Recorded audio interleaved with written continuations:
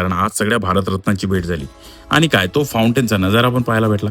चला तर सगळ्या मजेशीर गोष्टी आजच्या ब्लॉगमध्ये पाहूया.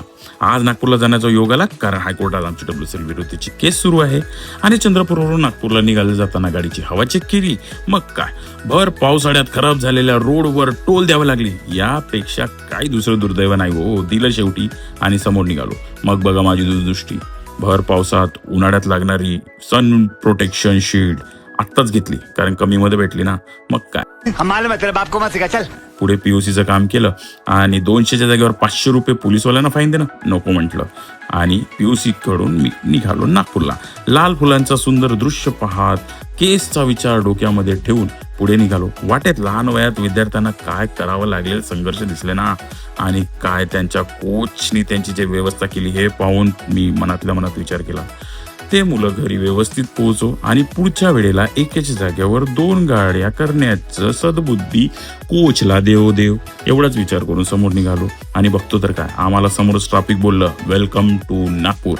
नागपूरच्या मार्गावर सगळ्या भारतरत्नांची भेट घडली. नागपूर महानगरपालिकेने डिवायडरवर सगळ्या भारतरत्नाबद्दल माहिती देणारे फलक लावले होते. ही कल्पना एकदम मस्त वाटली. त्यानंतर काय सर्वोच्च न्यायालयाच्या मार्गावर संविधान चौक दिसलं. तो पाहून माझ्या आयुष्यातले 8 दिवस आणि गावकऱ्यांचा पूर्ण 1 महिना जर WCL विरुद्ध केलेल्या संघर्षाची आठवण्या जागा झाल्या.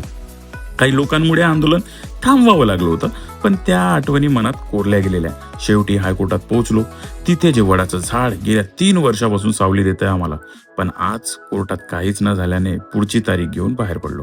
परतीच्या प्रवासात झाशीराणी चौकात वकिलांना भेटलो. मग काय खाली उतरलो आणि नीलावर साडी सेंटर दिसला. मनात आलं चला आज बायकोला साडी घ्यावी. पण मग स्वतःलाच समजवलं रोशन मन पागल आहे लक्ष देऊ नकोस. मग बड़ा हरामी हो बेटा. छान गरम दाबेली खाली आणि परतीला निघालो. मग काय सोबत असलेली मंडळी पण म्हणते भाऊ आम्हाला पण तुझ्या व्हिडिओमध्ये यायचं आहे. मी म्हटलं चला या. हीच मंडळी ती सगळे आम्ही सोबत येत असतो नागपूरला. मग काय मेट्रोच्या खाली फाउंटेन सारखा जो नजारा तयार झाला होता तो खरंच खूप छान वाटत होता आणि हे पाहून खरंच खूप छान वाटले आणि त्या प्रवासाचा आनंद घेत पुढे निघालो. बरं का तो काही खरा फाउंटेन नव्हता.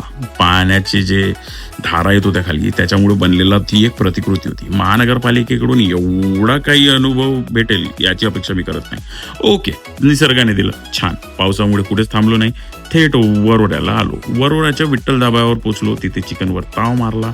मग काय वरोड्याची पब्लिक इथे कोण आलंय कोण इथे पार्ट्या केल्या नक्की कमेंटमध्ये सांगाल. बाकी भेटूया उद्या नवीन अनुभवासोबत नवीन प्रवासासोबत. Good night take care bye.